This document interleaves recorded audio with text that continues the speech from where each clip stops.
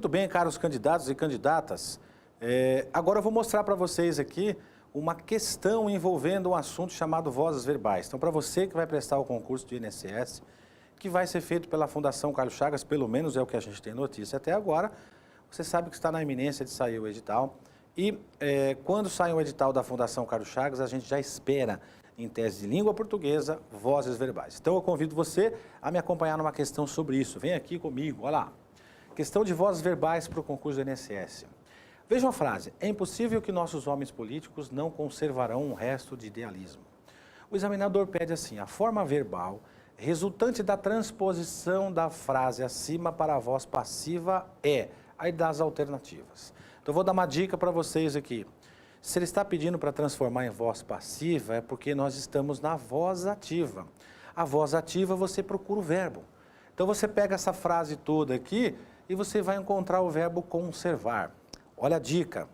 O verbo conservar é transitivo direto, ele exige complemento sem preposição.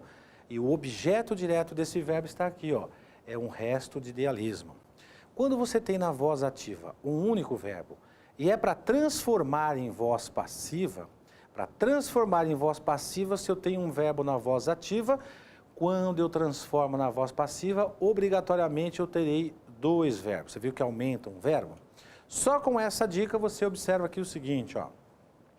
Nós temos um único verbo na frase A, 3 verbos na frase B, portanto não pode ser essa alternativa, porque na voz ativa nós só temos um verbo e nós temos que ter 2 verbos na voz passiva. Então não pode ser nem a A, nem a B. A tendência é que seja a C, uma vez que na letra D nós temos 3 verbos e na letra E um verbo só. Então dá uma olhadinha só. Só o fato de você olhar essa questão sabendo dessa regra, qual regra? Voz ativa eu tenho um verbo, na voz passiva eu tenho que ter 2. Se eu tenho que ter 2, não pode ser qualquer alternativa que não seja a letra C. Mas ainda eu tenho dúvida, então como é que eu faço? Então você faz o seguinte, você começa a frase pelo objeto. Ó, conservarão um resto de idealismo. Então, um resto de idealismo, aí você pega o verbo ser, aqui ó, coloca esse verbo ser no futuro e pega o verbo conservar e coloca no particípio. Nós temos a locução verbal com o verbo ser e o verbo no particípio. Por que eu ponho o verbo auxiliar ser no particípio? Porque na voz ativa conservarão está no futuro.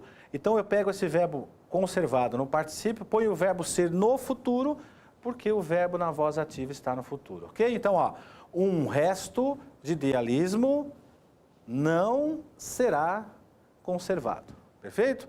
Então lembra assim, se eu tenho 2 verbos na voz ativa, tem que ter 3 na voz passiva. Se eu tenho um verbo na voz ativa, tem que ter 2 na voz passiva. Legal? Então essas foram as dicas e aqui os exercícios relacionados, ou essa questão relacionada a vozes verbais. Tenham todos uma ótima sorte no concurso, um grande abraço, eu espero vocês aqui para outras oportunidades. Até lá!